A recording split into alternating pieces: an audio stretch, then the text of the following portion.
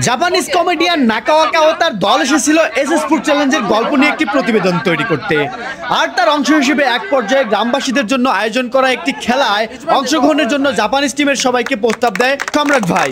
সেটা শুনে নাকাওয়াকা এমন একটি বুদ্ধি দিল, তাতে খেলার উত্তেজনা আরও বেড়ে গেল। খেলাটি হবে অন্য প্রতিযোগীদের সাথে নয়, জাপানিজ টিম এবং বাংলাদেশ টিমের মধ্যেই। জাপান টিমের 5 জনের বিপরীতে বাংলাদেশ টিমের জন্য এসএস ফুড চ্যালেঞ্জের 5 জনকে বাছাই করে নিল সম্রাট ভাই। এক্সকেভেটর দিয়ে ফুটবল শটে দিতে হবে গোল। কিন্তু জাপানি ভাই বসে আছে, আমাদের খেলবে ভেকুর উপরেই বসে আছে। Hello, what's your name? Keita. You from? Japan. Japan. সবাই জোরে একটা তালি হবে। 5 জন করে অংশ নিয়ে যেই দল বেশি গোল করবে তারাই হবে বিজয়ী। প্রথম শট নিল জাপানিজ টিমের প্রোগ্রাম ডিরেক্টর, কিন্তু প্রথম বলটাই মিস। আর তাদের আফসোস দেখে মনে হচ্ছে বিশ্বকাপের পেনাল্টি মিস হয়েছে। 5 জন করে প্রতিযোগী খেলবে। জাপানি এক ভাই খেলেছে, মিস করেছে। এবারে বাংলাদেশি একজন খেলবে। দর্শক বন্ধুরা আপনারা দেখতে থাকেন, দেখি আমাদের বাংলাদেশি ভাই কি গোল করতে পারবে ভেকু দিয়ে বল মেরে। এবার পালা বাংলাদেশ দলের প্রথম শট নেওয়ার। নির্ভুল শটে গোল দিয়ে সবার সাথে আনন্দে মাতলেন রব্বেল ভাই। একজন বাঙালি একটা গোল করেছে। এবারে খেলবে আরো একজন জাপানি ভাই। চলে আসেন। এক পাশের কিন্তু একটা গোল হয়েছে এবং জাপানিরা কিন্তু একটা গোল এখনো করতে পারে নাই। আরো একজন ভাই খেলবে, দেখি ভাই কি পারবে গোল করতে। দর্শক বন্ধুরা আপনারাও দেখতে থাকেন।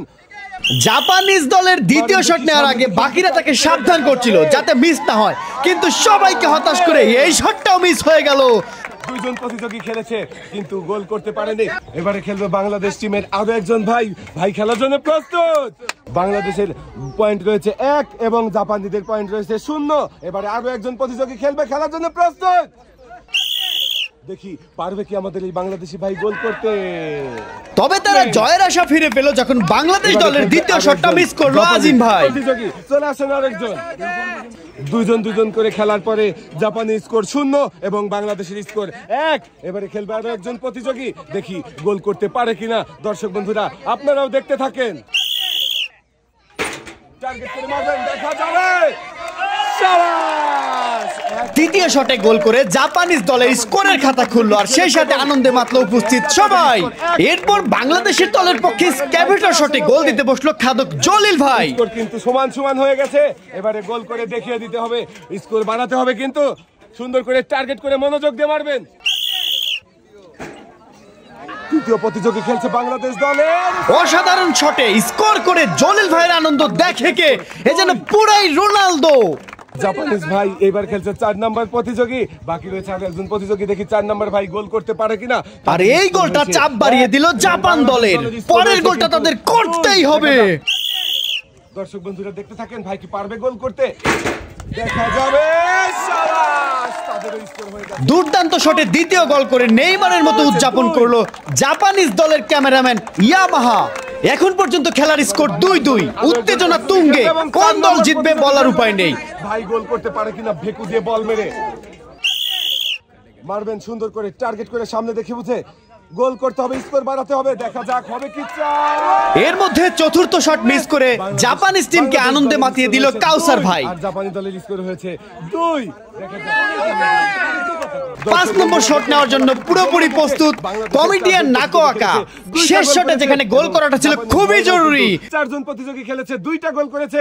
স্কোরই সবার 2-2 এবং খেলছে শেষের প্রতিযোগী 5 নম্বর প্রতিযোগী, দেখি গোল করতে পারে কিনা। বাঁশি দিলে সুন্দর করে টার্গেট করে মারবেন, সবাই তালি হবে। স্কোর কিন্তু রয়েছে সমান। এবারে দেখা যাক গোল হবে কি। কিন্তু সে একদম কাছ থেকে মিস করে ফেললো। চাপ এবার বাংলাদেশ দলের উপরে, জিততে হলে গোলটা করতেই হবে। এবারে বাংলাদেশ টিমের আরো একজন প্রতিযোগী খেলবে।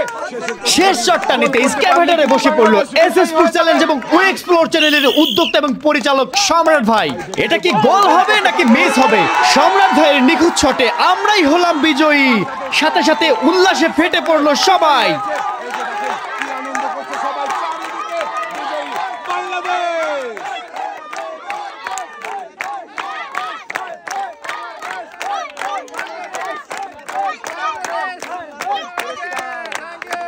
এই মুহূর্তটাকে স্মরণীয় করে রাখতে আর তাদের খেলায় অংশগ্রহণ করার জন্য জাপানিজ টিমকে ধন্যবাদ জানাতে তাদের হাতে সবাইকে ফুল উপহার দেওয়া হলো।